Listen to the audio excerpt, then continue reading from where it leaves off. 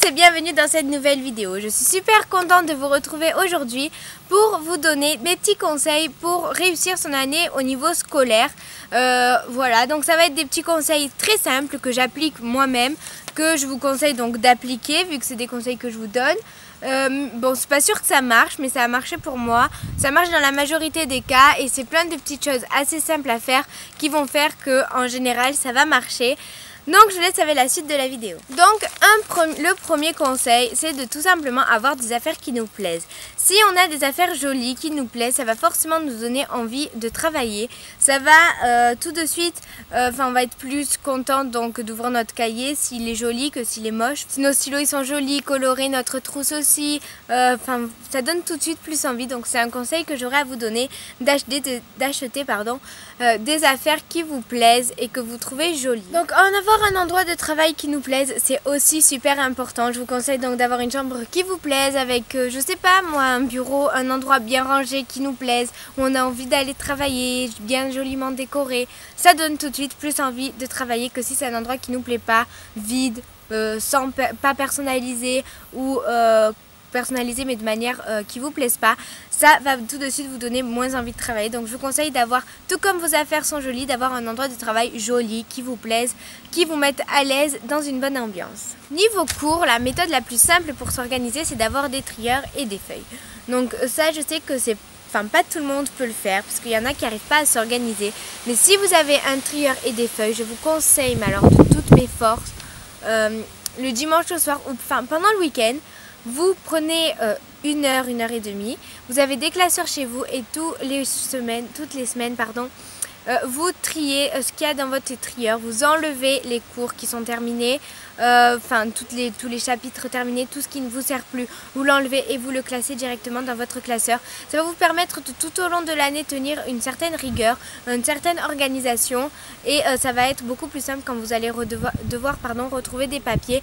Et en une semaine, vous avez beaucoup moins de chances de perdre vos papiers que si vous les laissez des mois, des trimestres dans votre trieur.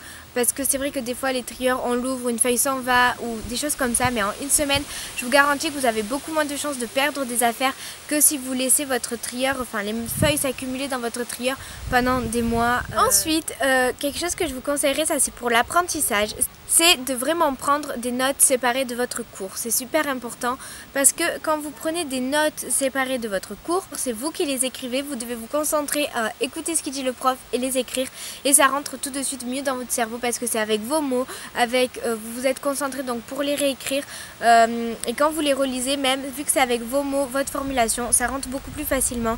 Donc je vous conseille de prendre des notes séparées de votre cours. Et pourquoi séparées de votre cours? Parce que ça c'est un point assez important, parce que le cours du prof c'est quelque chose de vrai, de véridique, d'avéré, c'est ce qu'il vous dit, donc bon, c'est pas toujours ça, mais faut le croire, on va dire.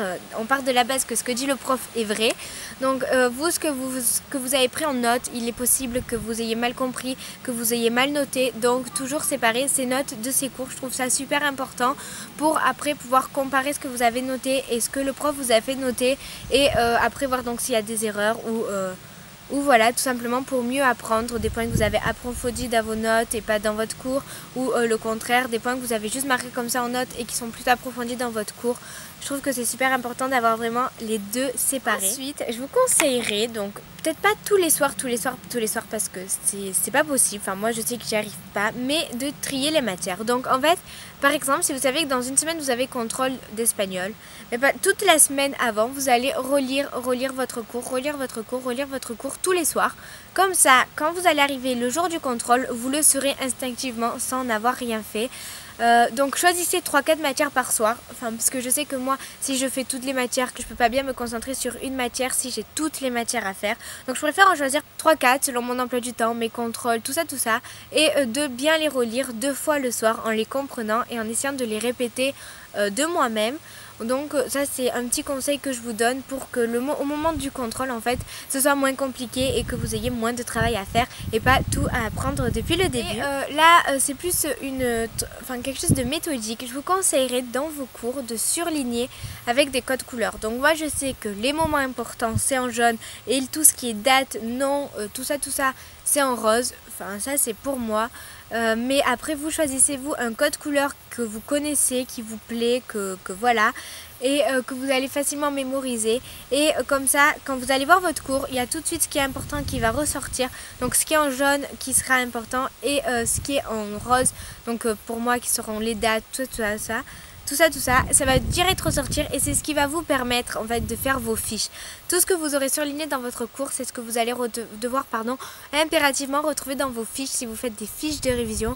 Donc c'est pour ça que c'est plus pratique en cours de déjà surligner. Comme ça, quand vous arrivez le soir ou le week-end et qu'il faut que vous fassiez vos fiches, vous avez déjà ce qui est important du cours qui est ressorti, donc vous n'avez plus qu'à le marquer sur la fiche et ça va beaucoup plus vite, c'est beaucoup plus simple. Donc vous allez me dire pourquoi faire des fiches si j'ai déjà tout ce qui est important sur mon cours, parce que tout simplement déjà les fiches c'est petit et dans notre cerveau on se dit si c'est petit c'est pas long donc ça va pas être compliqué à apprendre, alors qu'en fait il y a 40 000 fiches mais vu que c'est des petites fiches vous vous dites que ça va aller. Et aussi parce que les fiches c'est super important, c'est super pratique, les fiches c'est super pratique pour apporter partout dans le bus, partout, c'est simple, vous révisez facilement avec un petit truc. Enfin, sans que ça prenne trop de place, sans sortir votre cahier, votre trieur, nanani, nanana. Donc c'est pour ça que faire des fiches c'est super important. Ça va vraiment vous aider. Et en plus quand vous faites vos fiches, vous allez réécrire ce que vous avez déjà écrit. Donc ça va forcément en rajouter une couche.